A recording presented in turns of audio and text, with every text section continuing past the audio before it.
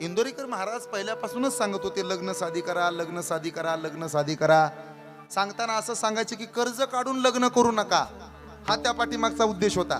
कर्ज काढून, ऋण काढून सण साजरा करू नये, हे त्याच्या पाठीमागचं त्यांचं सांगणं होतं. लोकांनी अर्थ वेगळा घेतला.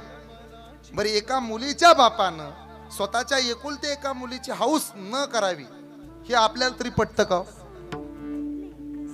एखाद्या मुलीच्या बापानं मुलीच्या लग्नात मागं पुढं पाहू नये असंच तुम्ही आम्ही सगळेजण बोलतो ना. आणि जे निवृत्ती महाराजांवरती टीका करतात ना, मला असं वाटतं त्यांना पोरगी नसेल. ज्याला मुलगी आहे तो कधी अशी टीका करणार नाही. खाली येऊन टीका करतात. ज्याला मुलगी आहे तो कधीच अशी टीका करणार नाही.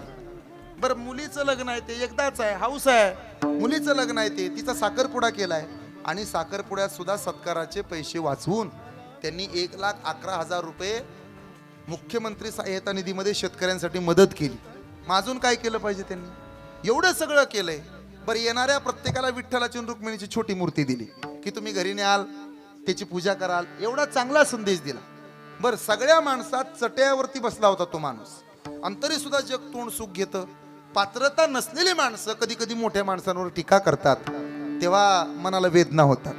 आणि त्यांनी केलंय हे चुकीचं आहे का बरोबर आहे हे तुम्ही लोकाला विचारू नका, फक्त तुमच्या पोटच्या पुरीला विचारा.